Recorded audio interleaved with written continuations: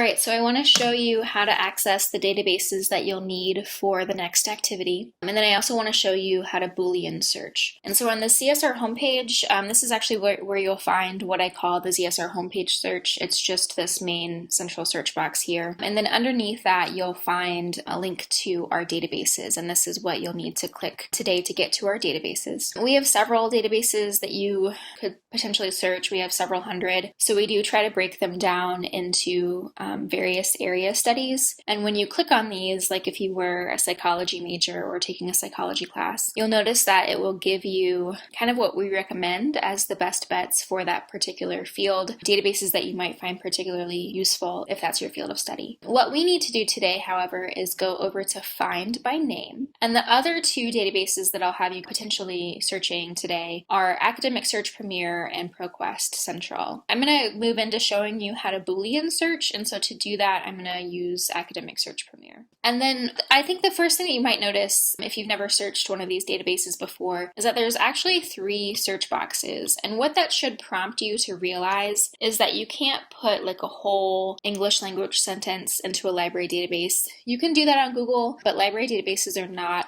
as sophisticated as Google, so you really need to think about what keywords might be most effective for your research topic and start using those. If you are struggling to get articles on your topic and struggling to find the right keywords, that's a pretty normal step in the process. You can always email me if you want some advice about what keywords you should be using. Boolean searching pretty much refers to this and, or, and not drop-down menu. And these are fairly important to the search process, so I'm going to kind of demonstrate how they work. So I'm going to go ahead and put misinformation as my first keyword. And for y'all, for the most part, I would recommend at least having 2 keywords. And I'm going to type in information literacy in my second box. You guys should probably go ahead and try this too with your own research questions. And I'm going to go ahead and search that. When I use the AND Boolean operator, I'm pretty much telling the database that I'm requiring that both the words misinformation and information literacy appear somewhere in the results. Usually the database is searching in the title and in the abstract. So AND is a really helpful Boolean operator. The other kind of common one is OR. And I actually don't recommend that very often that you use OR from the drop-down menu. And I'm going to show you why. So I'm going to go ahead and search now that I've switched it to OR. Previously I had 31 results. Now my results have moved up to 13,000. And that's because now I'm telling the database I would take any article about misinformation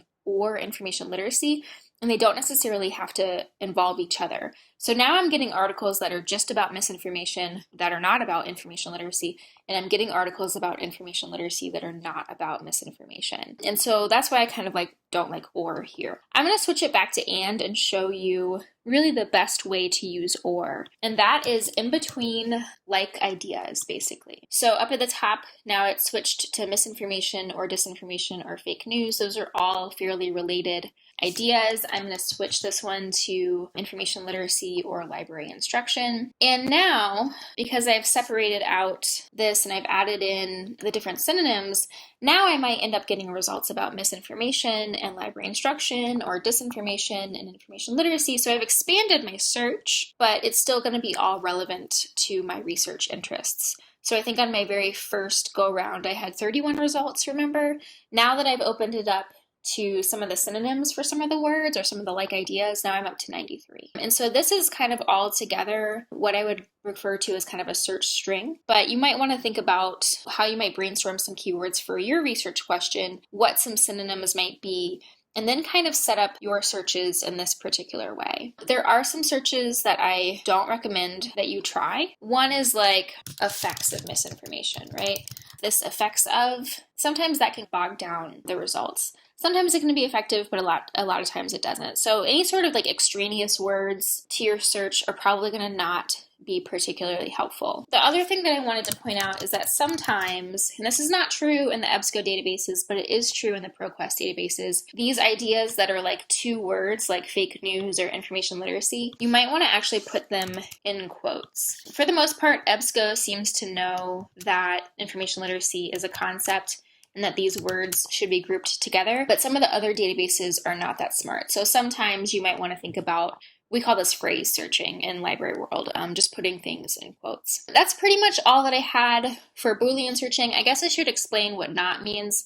Not is just, it like eliminates a result. So if I was getting a bunch of results back that I wasn't particularly interested in, I could basically take out a keyword if I wanted to. That's pretty much not. So that is Boolean searching. I'll go ahead and move on to the activity so we can talk about what that's going to entail.